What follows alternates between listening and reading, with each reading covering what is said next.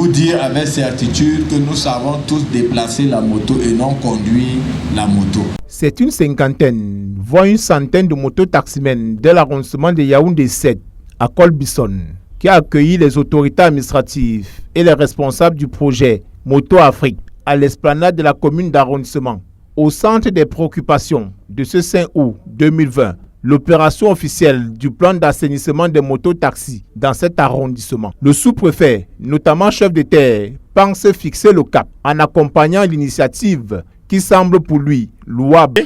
Nous avons commencé par le secteur des mototaximens parce que, comme vous le savez, le Cameroun est en pleine préparation de grands événements du sport, notamment le CHAN et la CAN.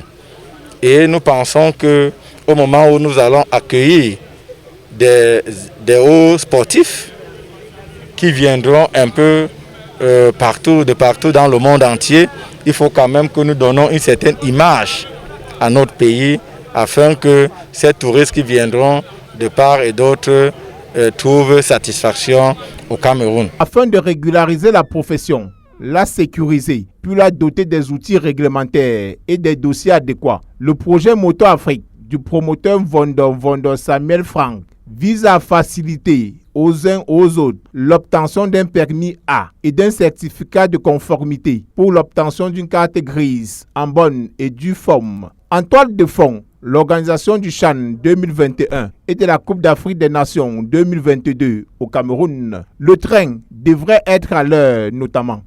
Réglementer et professionnaliser le secteur d'activité des motocycles au Cameroun. Donc nous sommes à Yaoundé 7 aujourd'hui, c'est pour effectivement venir soutenir l'action du gouvernement. Nous attendons de ces mototaximans l'obéissance, qui comprennent de bien fondé pour eux de se mettre en règle et qu'ils savent que nul n'est au-dessus de la loi.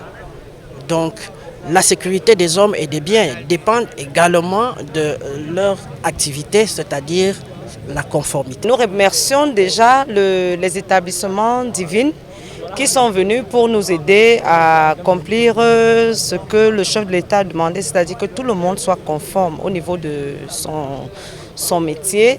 On va les aider à avoir leur permis de conduire, les assurances, les chasubles qui sont très importants pour les identifier. Bien normal que cette initiative, cette opération soit bien accueillie par les mototaximens. Une aubaine pour ces responsables et chefs de famille qui en ont fait un métier, un gagne-pain quotidien. En un mot, comme en mille, une profession. Le sous-préfet, je remercie déjà l'initiative du promoteur et je pense que ce qui est bien pour nous, les mototaximens, c'est que, comme je disais tout à l'heure, ça va permettre de nous dissocier de ceux qui viennent faire le désordre. Parce qu'actuellement, tout ce qui se passe de mauvais au Cameroun, les mototaximens sont mis au premier plan. Les papiers en général nous coûtent énormément cher. Énormément cher, ça veut dire que celui qui n'a rien devra débourser une somme qui est un peu vers les 60 000 francs. Et 60 000 francs pour un mototaximan, ce n'est pas très facile.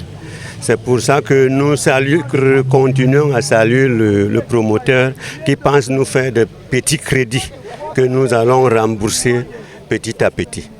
En récapitulatif, les principales préoccupations du promoteur et des autorités administratives de l'arrondissement de Yaoundé 7 étaient l'accompagnement des mototaximens avant le CHAN 2021 et la Coupe d'Afrique des Nations 2022 afin de passer à la troisième phase de l'opération d'assainissement dans cet arrondissement.